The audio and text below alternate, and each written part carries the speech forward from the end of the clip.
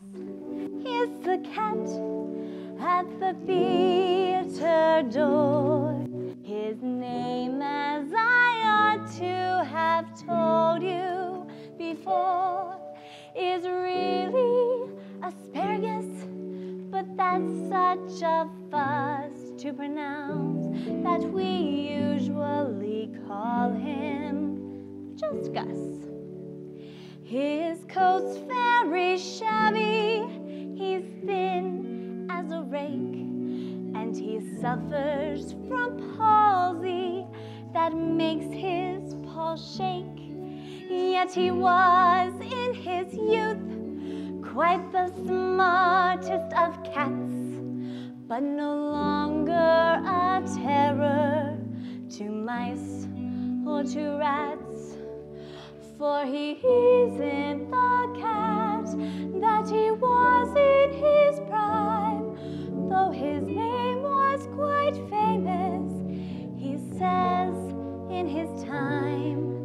And whenever he joins his friends at their club, which takes place at the back of the neighboring pub, he loves to regale them, if someone else pays, with anecdotes drawn from his palmiest days.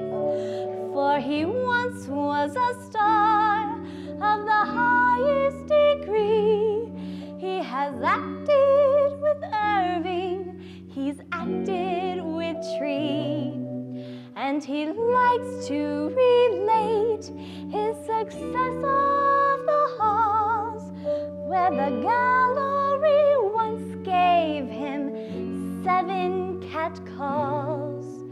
But his greatest creation, as he loves to tell, was Fire for Fiddle, the fiend of the fell.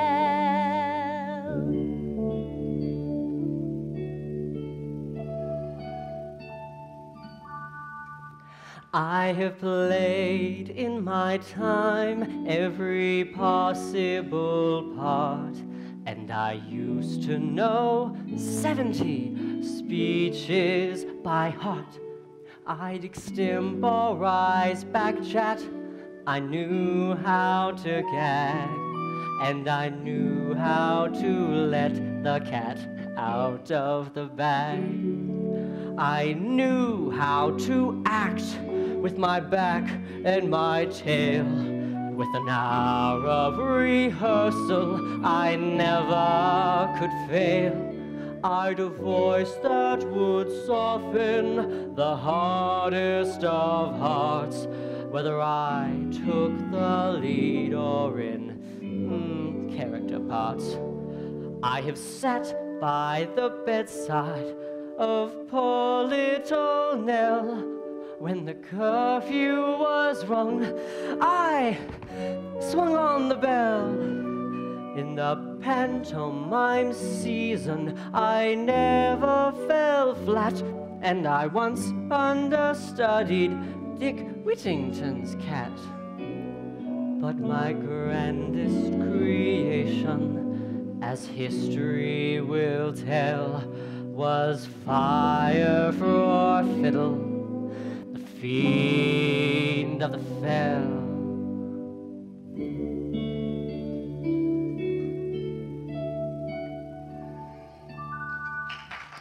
Then if someone will give him a toothful luncheon, he will tell how he once played a part in East Lynne at a Shakespeare performance. He once walked on cat with some actors suggested the need for a cat. And I say now, these kittens, they do not get trained as we did in the days when Victoria reigned. They never get drilled in a regular troop, and they think they are smart just to jump through a hoop. And he says as he scratches himself with his claws. Well, the theater is certainly not what it was.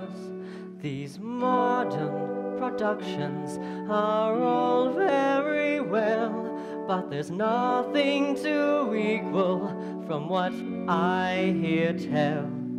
That moment of mystery when I made history, as fire for fiddle, the fiend of the fell.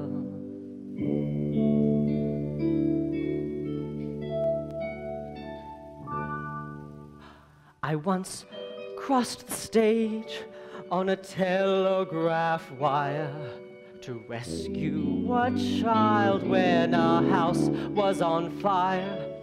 And I think that I still can, much better than most, produce blood-curdling noises to bring on the ghost.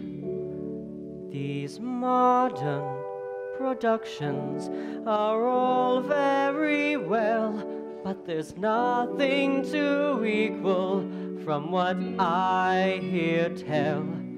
That moment of mystery when I made history.